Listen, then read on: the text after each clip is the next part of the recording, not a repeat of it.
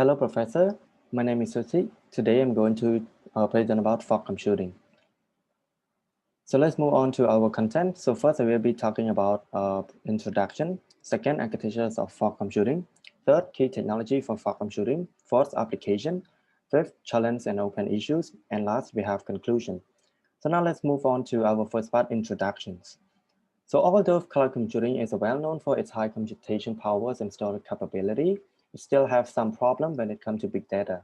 Since it is a centralized computing models, all the data and requests need to be transmitted to the centralized cloud, and the network bandwidth has issue when with the large amount of data causing the long latency. So this is when the fog computing come. So fog computing is an integration of network edge device and cloud centers to counter these limitations. It uses distributed computing architectures where a variety of devices at the edge of the network are able to connect with each other to provide elastic computation, communication, and storage services.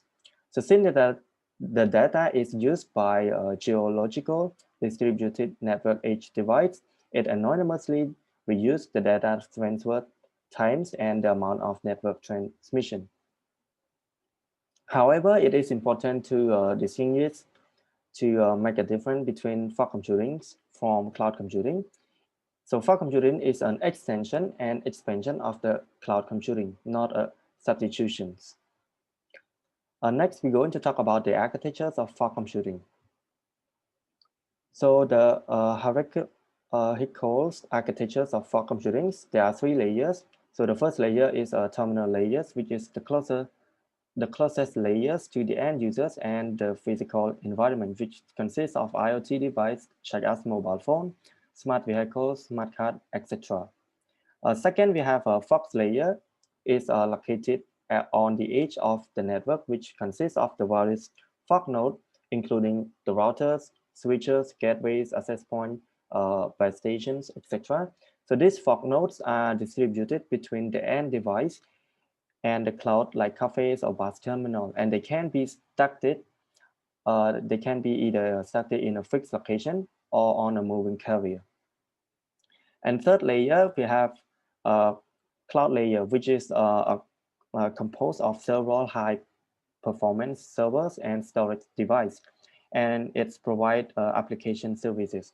Unlike the traditional cloud computing, not all computing and storing tasks go through the cloud. So in these architectures, each of the end device is connected with one of the fog nodes, while wireless access like Wi-Fi, 3G, 4G, or Bluetooth, or the wire connections, and each fork of the node is connected to the cloud via IP core network. These architectures also provide the technical support for the IoT, CPS, and the mobile internet for efficient data processing and storing services. Next is the character of fog computing. So the fog computing has it's also have the benefits is it's bring low latencies and real-time interactions. It serves bandwidth. It support mobility. Uh, it's also for geographical distribution and decentralized data analytics. It heterogeneity, its interoperability, and also its data secure and privacy protections. And last but not least, it's the benefits is low energy consumption in fog computing. Moving on, next we have we're going to compare the between the cloud computing and the fog computing. So for fog computing, we have the latency is really low. It's also support the real-time interactions, mobility, location awareness. Furthermore, for fog computing, it have a large number of server nodes, and uh, it uses the decentralized and distributed geographical distributions. It have a near distance to the end device. It used at the edge of the local network, and the working environment is outdoor. The communication mode is wireless communication or wire communication, and it also have a weak dependence on the quality of the core network. Fog computing has a low bandwidth cost, it have a weak computations and storage capability, and also it has low energy consumptions comparing to cloud computing. Okay, next we're going to make a comparison between edge computing and fog computing. So these two is have really a slightly different. So the difference is fog computing is have a near edge and core networking, the network edge device and core networking device.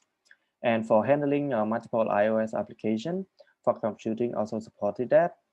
And fog computing have a slight resource contentions, and also the main focus is on the infrastructure levels. However, it have the similarity. As you can see here, both of them use the same architectures, uh, decentralized and distributed, and both of them is use a near end device. They both have a low latency, low bandwidth cost, limited computations and storage capability. They both support mobility, have the sky, have the high scalability, and also they also have the visualization services. Moving on next, we're going to talk about the key technology for fog computing. So so the key technology in fog computing, we have uh, the first is computing technology. So computing of loading and latency management. Second, we have communication technology. In communication technology, we have software defined networking, SDN, network functions visualizations, NFV. We have the fifth generation 5G wireless communication system, content distribution network, CND. And last, we have a long reach passive optical network, which stand for LOPON. Third, we're talking about the storage technology.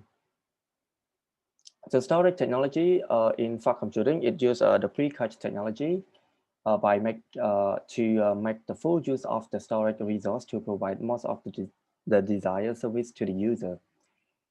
And also fourth, for naming, we have it has a NDN and mobility first. For identification, it has physical objects, communications and application. And for resolution, in fog computing, it has ONS, which is a resolution for models of ID code, and it also supports the mobility in fog computing paradiagram. Okay, fifth is the resource management. It have the some techniques, which the three techniques. So first we have resource visualization. Second, we have context awareness technology. And lastly, we have resource discovery and sharing technology. And last but not least, we have also the key technology is security and privacy protection. So in fog computing, encryption and decryption methods can be used to prevent a man-made attack. Furthermore, the lightweight encryption algorithm and making techniques can be used to secure the confidential and integrity of data for users. Also, in fog computing, can be used in any latency sensitive applications such as healthcare, augmented reality, brain machines interface and gaming, smart environment, vehicular fog computing, fog in IoT and cloud of things, smart energy grids, and urgent computing and other applications. So these are some challenges and open issues for fog computing. So first is the security and privacy issue. There are some famous attacks that can be used against the fog computing, such as the man in the middle, authentications, distributed denials of service, access control, and force of tolerance. And second, we have control and management. So we have two, is application aware provisioning and fog resource management. Third is programming platform. So in fog computing, since the most computation is done in the user and edge node, which is mostly run the heterogeneous platforms. So this can create a big challenge for programming. Therefore, the the requirement for a unified development framework for fog computing is necessary. And fourth is energy management. So due to the several distributed node in fog computing, they can increase the energy consumption. Therefore, the development of effective energy saving protocol and architecture in fog uh, paradigm are requirement and necessary. So that's all for my presentations about fog computing. So thank you for your attention. If you have any questions, feel free to ask.